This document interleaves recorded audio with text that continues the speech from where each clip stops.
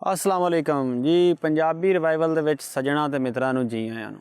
ਮੈਂ ਸੋਚਿਆ ਵੀ ਅੱਜ ਜ਼ਰਾ ਸਟੂਡੀਓ ਤੋਂ ਬਾਹਰ ਨਿਕਲ ਕੇ ਵੀ ਜਿਹੜਾ ਹੈ ਨਾ ਉਹ ਕੋਈ ਵੀਡੀਓ ਬਣਾਈ ਜਾਵੇ ਤੇ ਇਹ ਵੀਡੀਓ ਮੇਰੀ ਚੌਥੀ ਵੀਡੀਓ ਹੋਏਗੀ ਫਲਸਫੇ ਦੀ ਤਾਰੀਖ ਦੇ ਹਵਾਲੇ ਨਾਲ ਕਿ ਫਲਸਫਾ ਕਿੱਦਾਂ ਪੈਦਾ ਹੋਇਆ ਤੇ ਸ਼ੁਰੂ ਦੇ ਵਿੱਚ ਜਾਂ ਪਹਿਲੇ ਕਿਹੜੇ ਫਲਸਫੀ ਸੀ। ਤੇ ਸੱਜਣੋ ਅੱਜ ਦਾ ਸਾਡਾ ਫਲਸਫੀ ਜਿਹੜਾ ਹੈ ਉਹਦਾ ਨਾਂ ਹੈ ਐਗਜ਼ਮੈਨੀਜ਼। ਐਨੈਗਜ਼ਮੈਨੀਜ਼ ਜਿਹੜਾ ਸੀਗਾ ਉਹ ਅਨੈਗਜ਼ਮੈਂਡਰ ਦਾ ਸ਼ਾਗਿਰਦ ਸੀ। ਤੁਸੀਂ ਇਹ ਕਹਿ ਸਕਦੇ ਆ ਕਿ ਉਹ ਥੇਲੀਜ਼ ਜਿਹੜਾ ਸੀ ਉਹਦਾ ਪੋਤਾ ਸ਼ਾਗਿਰਦ ਸੀਗਾ। ਤੇ ਉਹੀ ਫਲਸਫਾ ਬੁਨਿਆਦੀ ਉਹੀ ਜਿਹਦੀ ਬੁਨਿਆਦ ਥੇਲੀਜ਼ ਨੇ ਪਾਈ ਸੀ ਕਿ ਮੋਰਨਿਜ਼ਮ ਦਾ ਫਲਸਫਾ ਜਿਹਦੇ ਵਿੱਚ ਉਹ ਕਹਿੰਦਾ ਸੀ ਇਹ ਸਾਰੀ ਕਾਇਨਾਤ ਆ ਜਿਹੜੀ ਆ ਇਹ ਇੱਕੋ ਸ਼ੈ ਨਾਲ ਬਣੀ ਹੋਈ ਆ।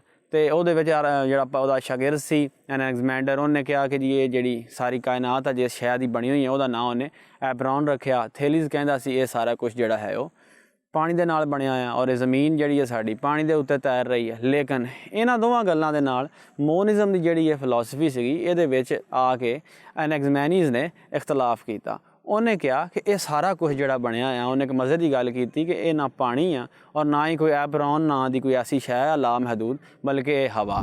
ਉਹਨੇ ਕਿਹਾ ਕਿ ਹਵਾ ਦੇਖੋ ਅਗਰ ਜਦੋਂ ਉਹ ਗਰਮ ਹੁੰਦੀ ਆ ਤਾਂ ਹਵਾ ਦੀ ਸ਼ਕਲ ਇਖਤਿਆਰ ਕਰਦੀ ਆ, ਫਿਰ ਤਰ੍ਹਾਂ ਉਹ ਜਦੋਂ ਠੰਡੀ ਹੁੰਦੀ ਆ ਤੇ ਉਹਦਾ ਦੂਸਰਾ ਬਰਫ਼ ਬਣ ਜਾਂਦੀ ਹੈ। ਉਹ ਮਜ਼ੀਦ ਠੰਡੇ ਹੋਣ ਸਖਤ ਹੋ ਕੇ ਉਹ ਪੱਥਰ ਦੀ ਸ਼ਕਲ ਇਖਤਿਆਰ ਕਰ ਲੈਂਦੀ ਆ। ਉਹ ਇਹ ਸਮਝਦਾ ਸੀ ਕਿ ਹਵਾ ਜਿਹੜੀ ਉਹ ਜ਼ਿੰਦਗੀ ਆ। ਸ਼ਾਇਦ ਉਹਨੇ ਇਹ ਅੰਦਾਜ਼ਾ ਇੱਥੋਂ ਲਾਇਆ ਕਿ ਜਦੋਂ ਕੋਈ ਸ਼ੈ ਮਰ ਜਾਂਦੀ ਆ ਤੇ ਅਸੀਂ ਕਹਿੰਦੇ ਆ ਕਿ ਉਹਦਾ ਸਾਹ ਬੰਦ ਹੋ ਗਿਆ, ਯਾਨੀ ਕਿ ਉਹਨੂੰ ਦਮ ਆਉਣਾ ਬੰਦ ਹੋ ਗਿਆ, ਯਾਨੀ ਉਹਦਾ ਹਵਾ ਦਾ ਜਿਹੜਾ ਅਹਿਸਾਸ ਆ ਉਹ ਉਸ ਜਾਨਦਾਰ ਸ਼ੈ 'ਚ ਚਲਾ ਜਾਂਦਾ। ਅਸੀਂ ਉਹਨੂੰ ਕਹਿੰਦੇ ਆ ਉਹਦੀ ਮੌਤ ਵਾਕਿਆ ਹੋ ਗਈ ਹੈ। ਇਹ ਬੜੀ ਹੀ ਅਹਿਮ ਜਿਹੜੀ ਹੈ ਨਾ ਉਹਨੇ ਇੱਕ ਕਹਿ ਲਓ ਕਿ ਇਸ ਮਾਮਲੇ ਦੇ ਵਿੱਚ ਆਪਣੀ ਸੋਚ ਪੈਦਾ ਕੀਤੀ ਪੇਸ਼ ਕੀਤੀ। ਦੂਸਰੀ ਉਹਨੇ ਵੱਡੀ ਗੱਲ ਕੀਤੀ। ਉਹਨੇ ਕਿਹਾ ਕਿ ਇਹ ਜਿਹੜੀ ਕਾਇਨਾਤ ਦੇ ਦੂਸਰੇ ਸਾਨੂੰ ਸਿਤਾਰੇ ਨਜ਼ਰ ਆਉਂਦੇ ਆ, ਸਿਆਰੇ ਨਜ਼ਰ ਆਉਂਦੇ ਆ, ਇਹ ਉਹਨੇ ਕਿਹਾ ਉਸੇ ਹੀ ਸ਼ੈ ਦੇ ਬਣੇ ਆ ਜਿਹਦੀ ਆ ਸਾਡੀ ਦੁਨੀਆ ਬਣੀ ਹੈ। ਕਿਉਂਕਿ ਪਹਿਲੇ ਲੋਕ ਇਹ ਸਮਝਦੇ ਸੀ ਕਿ ਚੰਦ ਇੱਕ ਅਲੱਗਾ ਦੇਵਤਾ, ਸੂਰਜ ਜਿਹੜਾ ਉਹ ਇੱਕ ਖੁਦ ਦੇਵਤਾ। ਲੇਕਿਨ ਉਹਨੇ ਇਸ ਸੋਚ ਦੇ ਮੁਕਾਬਲੇ ਦੇ ਵਿੱਚ ਇਸ ਫਰਸੂਦਾ ਜਿਹੜਾ ਪੁਰਾਣਾ ਖਿਆਲ ਸੀ ਇਹਦੇ ਮੁਕਾਬਲੇ ਦੇ ਵਿੱਚ ਉਹਨੇ ਇਹ ਕਿਹਾ ਕਿ ਨਹੀਂ, ਜਿਸ ਸ਼ੈ ਨਾਲ ਸਾਡੀ ਧਰਤੀ ਬਣੀ ਹੋਈ ਆ, ਸਾਡੇ ਇਰਦ ਗਿਰਦ ਜਿਹੜੀਆਂ ਛਾਵਾਂ ਜਿਹੜੀਆਂ ਵੀ ਪਹਾੜ ਹੈਗੇ ਆ ਜਾਂ ਜੋ ਵੀ ਅਸੀਂ ਬਾਦਲ ਦੇਖਦੇ ਹਾਂ, ਜਿਹੜੀਆਂ ਛਾਵਾਂ ਸਾਨੂੰ ਇਸ ਦੁਨੀਆ 'ਤੇ ਨਜ਼ਰ ਆਉਂਦੀਆਂ, ਉਹ ਜਿਹੜਾ ਹੈ ਉਹਦੇ ਨਾਲ ਹੀ ਇਹ ਸਾਡੇ ਜਿਹੜੇ ਆ ਚੰਦ, ਸੂਰਜ, ਸਿਤਾਰੇ ਜਾਂ ਦੂਸਰਾ ਜੋ ਵੀ ਸਾਨੂੰ ਕਹਿ ਲਓ ਅਸਮਾਨ ਵੱਲ ਦੇਖਦਿਆਂ ਹੋਇਆਂ ਛਾਵਾਂ ਨਜ਼ਰ ਆਉਂਦੀਆਂ ਉਸੇ ਹੀ ਸ਼ੈ ਦੀਆਂ ਬਣੀਆਂ ਹੋਈਆਂ। ਔਰ ਉਸ ਸ਼ੈ ਨੂੰ ਉਹਨੇ ਕਿਹਾ ਉਹਦੇ ਨਜ਼ਦੀਕ ਇਹ ਹਵਾ ਸੀ। ਦੂਸਰੀ ਜਿਹੜੀ ਉਹਨੇ ਇੱਕ ਅਹਿਮ ਗੱਲ ਕੀਤੀ, ਉਹਨੇ ਕਿਹਾ ਜੀ ਕਿ ਜਿੱਦਾਂ ਇੱਥੇ ਪਹਿਲੇ ਕਹਿੰਦੇ ਸੀ ਕਿ ਜੀ ਥੇਲੀਜ਼ ਦਵਾ ਕਹਿੰਦਾ ਸੀ ਕਿ ਇਹ ਜਿਹੜਾ ਜ਼ਮੀਨ ਹੈ ਪਾਣੀ ਦੇ ਉੱਤੇ ਤੈਰ ਰਹੀ ਹੈ, ਜ਼ਲਜ਼ਲਾ ਤਾਂ ਆਉਂਦਾ ਕਿਉਂਕਿ ਪਾਣੀ ਜਿਹੜਾ ਹੈ ਉਹਦੇ ਉੱਪਰ ਜ਼ਮੀਨ ਹਚਕੋਲੇ ਲੈਂਦੀ ਆ, ਪਾਣੀ ਦੀਆਂ ਲਹਿਰਾਂ ਜਿਹੜੀਆਂ ਇਸ ਤਰ੍ਹਾਂ ਹੁੰਦੀਆਂ ਤੇ ਜ਼ਲਜ਼ਲਾ ਆ ਜਾਂਦਾ।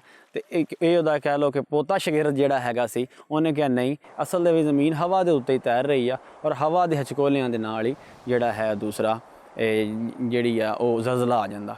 ਤੇ ਇਸੇ ਤਰ੍ਹਾਂ ਉਹਨੇ ਕਹਿ ਲਓ ਕਿ ਮੋਰਨਿਜ਼ਮ ਦੇ ਵਿੱਚ ਉਹਨੇ ਇੱਕ ਨਵੀਂ ਸ਼ਾਇਦ ਦਾਖਲ ਕੀਤੀ ਕਿ ਸ਼ਾਇਦ ਇਹ ਸਾਰੀ ਕਾਇਨਾਤ ਜਿਹੜੀ ਆ ਇਹ ਹਵਾ ਨਾਲ ਬਣੀ ਔਰ ਇਹਦਾ ਬੁਨਿਆਦੀ ਜਿਹੜਾ ਐਲੀਮੈਂਟ ਆ ਬਣਨ ਵਾਲਾ ਉਹ ਹਵਾ। ਦੂਸਰੀ ਉਹਨੇ ਆਪਣਾ ਜਿਹੜਾ ਉਹਦਾ ਉਸਤਾਦ ਸੀਗਾ ਅਨੈਗਜ਼ਮੈਂਡਰ ਉਹਦੇ ਨਾਲ ਇਸ ਗੱਲ ਦੇ ਉੱਤੇ ਇਤਫਾਕ ਕੀਤਾ ਕਿ ਹਾਂ ਇਸ ਦੁਨੀਆ ਦੇ ਵਿੱਚ ਜਿਹੜੀ ਹਰ ਸ਼ੈ ਦਾ ਇੱਕ ਆਪੋਜ਼ਿਟ ਪਾਇਆ ਜਾਂਦਾ, ਹਰ ਸ਼ੈ ਜਿਹੜੀ ਇੱਕ ਦੂਸਰੇ ਦੇ ਉਲਟ ਆ ਔਰ ਇਹਨਾਂ ਜਿਹੜੀਆਂ ਕਹਿ ਲਓ ਉਲਟ ਸ਼ੈਵਾਂ ਇੱਕ ਦੂਜੇ ਦੀ ਇਹਨਾਂ ਦੇ ਟਕਰਾਓ ਦੇ ਨਾਲ ਹੀ ਮੁਸਲਸਲ ਸਾਰਾ ਕੁਛ ਜਿਹੜਾ ਨਾ ਦੁਨੀਆ ਦੇ ਵਿੱਚ ਚੱਲਦਾ। ਔਰ ਉਹਨੇ ਇਹ ਵੀ ਕਿਹਾ ਕਿ ਇਨਸਾਨ ਜਿਹੜਾ ਹੈਗਾ ਉਹਦੇ ਅੰਦਰ ਜੋ ਵੀ ਅਸੂਲ ਕਾਨੂੰਨ ਤੁਹਾਨੂੰ ਨਜ਼ਰ ਆਉਂਦੇ ਆ ਉਹ ਇੱਕ ਛੋਟੀ ਦੁਨੀਆ ਹੈਗੀ ਆ ਉਹਦੇ ਅੰਦਰ ਔਰ ਉਹਦੇ ਬਾਹਰ ਇੱਕ ਵੱਡੀ ਦੁਨੀਆ ਹੈਗੀ ਆ। ਤੇ ਇਹ ਉਹਨੇ ਖਿਆਲ ਪੇਸ਼ ਕੀਤਾ। ਅਸੀਂ ਇਹ ਕਹਿ ਸਕਦੇ ਹਾਂ ਕਿ ਮੌਜੂਦਾ ਦੁਨੀਆ ਦੇ ਵਿੱਚ ਜਿਹੜਾ ਸਾਡਾ ਸਾਰੇ ਸਾਡੇ ਸਾਇੰਸੀ ਤਸਵਰਾਤ ਹੈਗੇ ਆ, ਯਾਨੀ ਕਿ ਅਮਲੇ ਤਬਖੀਰ ਔਰ ਇਸੇ ਤਰ੍ਹਾਂ ਜੰਮ ਜਾਣ ਦਾ ਅਮਲ ਜਿਹੜਾ ਹੈਗਾ, ਇਹ ਸਾਰੇ ਅਮਲਾਂ ਵੱਲੋਂ ਨੇ ਇੱਕ ਇਹ ਸੋਚ ਦੇ ਕੇ ਇਹ ਰਾਹ ਪੈਦਾ ਕੀਤੀ ਕਿ ਉਹਨੇ ਕਿਹਾ ਹਵਾ ਜਿਹੜੀ ਆ ਉਹੀ ਪੱਥਰ ਬਣ ਜਾਂਦੀ ਆ ਔਰ ਹਵਾ ਬਰਫ਼ ਬਣ ਜਾਂਦੀ ਆ ਔਰ ਜਦੋਂ ਇਹ ਗਰਮ ਹੁੰਦੀ ਆ ਤੇ ਇਹ ਪੱਥਰ ਤੋਂ ਦੁਬਾਰਾ ਵਾਪਸ ਕਹਿ ਲਓ ਕਿ ਹਵਾ ਦੀ ਸੂਰਤ ਇਖਤਿਆਰ ਕਰ ਦਿੱਤੀ। ਯਾਨੀ ਕਿ ਮੋਰਨਿਜ਼ਮ ਦੇ ਫਲਸਫੇ ਦੇ ਵਿੱਚ ਉਹਨੇ ਇਜ਼ਾਫਾ ਕੀਤਾ ਔਰ ਬੜੀਆਂ ਇੱਕ ਨਵੇਂ ਸਵਾਲ ਉਠਾਏ ਔਰ ਨਵੀਆਂ ਸੋਚਾਂ ਜਿਹੜੀਆਂ ਉਹਨਾਂ ਨੂੰ ਉਹਨੇ ਪੈਦਾ ਕੀਤਾ। ਇਹ ਅੱਜ ਦਾ ਸਾਡਾ ਫਲਸਫੀ ਸੀ। ਅਨੈਗਜ਼ਮੈਨੀਜ਼ ਇਹਦਾ ਨਾਮ ਆ। ਬੜਾ ਹੀ ਕਹਿ ਲਓ ਕਿ ਬੁਨਿਆਦੀ ਜਿਹੜੇ ਫਲਸਫੇ ਦੇ ਉਸਤਾਦ ਆ ਉਹਨਾਂ ਵਿੱਚ ਸ਼ਾਮਿਲ ਆ। ਇਨਸ਼ਾ ਅੱਲਾ ਜਲਦੀ ਇਸ ਤੋਂ ਅਗਲੇ ਫਲਸਫੇ ਵੱਲ ਅਸੀਂ ਜਾਵਾਂਗੇ।